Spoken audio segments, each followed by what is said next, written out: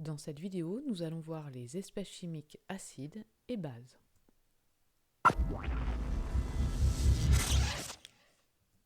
Commençons par une expérience. Prenons 3 RNN contenant de l'eau pure. Dans le premier, l'espèce chimique chlorure d'hydrogène gazeux est introduite. On mesure le pH, il a diminué, il est inférieur à 7.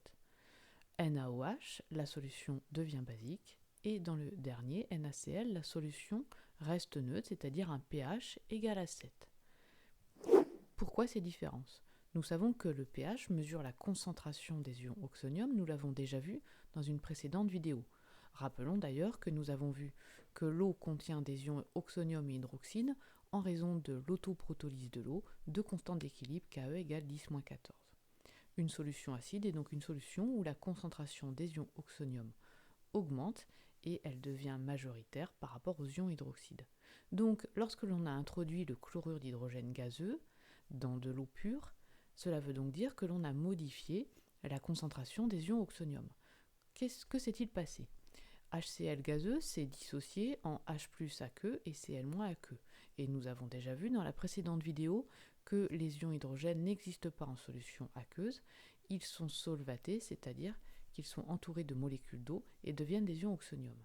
Ici, c'est très simple de comprendre que la concentration des ions H3O+, va donc augmenter et elle devient supérieure à 10-7 mol par litre, donc le pH diminue et devient inférieur à 7. Remarquons que l'on peut ajouter ces deux équations pour obtenir l'équation bilan ici suivante.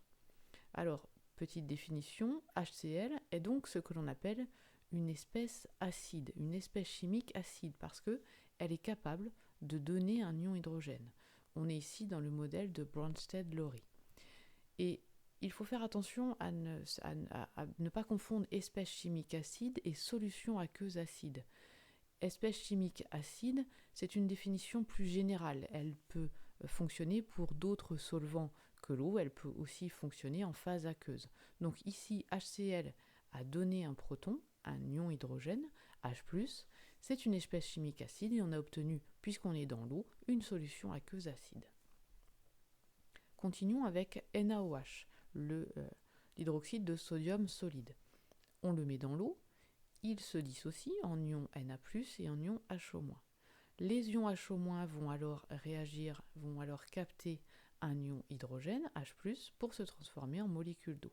Alors H+, n'étant pas présent comme cela dans une solution aqueuse, mais plutôt des ions oxonium, vont réagir avec les ions hydroxydes pour former 2H2O. Que va-t-il se passer ? On comprend aisément que la concentration des ions oxonium va diminuer, elle devient inférieure à 10-7 mol par litre, donc le pH augmente et devient supérieur à 7. On peut écrire l'équation bilan ici en dessous. Alors, au niveau des définitions, on appelle base une espèce chimique capable de capter un ion hydrogène, à l'inverse de l'espèce acide que nous avons vue précédemment. Alors attention, ce que l'on a introduit dans l'eau n'est pas une base, parce que ce n'est pas NaOH qui a capté un ion hydrogène. L'espèce chimique base, elle est ici, c'est l'ion hydroxyde, HO-. Et donc de la même façon, il ne faut pas confondre l'espèce chimique base et la solution aqueuse basique. L'espèce chimique base est une définition dans le modèle de Bronsted-Lowry plus générale et qui peut s'appliquer à d'autres solvants. Dernière RLN, on a introduit NaCl solide, c'est-à-dire du chlorure de sodium, du sel dans de l'eau. Et on n'a pas eu de modification du pH, le pH est égal à 7. Que s'est-il passé ? Il y a eu dissociation en ion sodium et ion chlorure. Il n'y a pas d'espèce chimique capable de capter ou de céder d'ion hydrogène, pas d'espèce chimique acide ou base, donc pas de modification de la concentration des ions oxonium. Alors, que devez-vous retenir dans cette vidéo ? La définition d'un acide, c'est une espèce chimique capable de céder un ion hydrogène, elle va donc se transformer en une autre espèce chimique, et la définition d'une espèce chimique base, qui est une espèce capable de capter un ion hydrogène. Et de bien faire attention que ces définitions sont dans le cas général, que nous travaillerons souvent en solution aqueuse, donc on aura bien sûr une modification du pH. Voilà pour cette vidéo, et je vous dis à bientôt.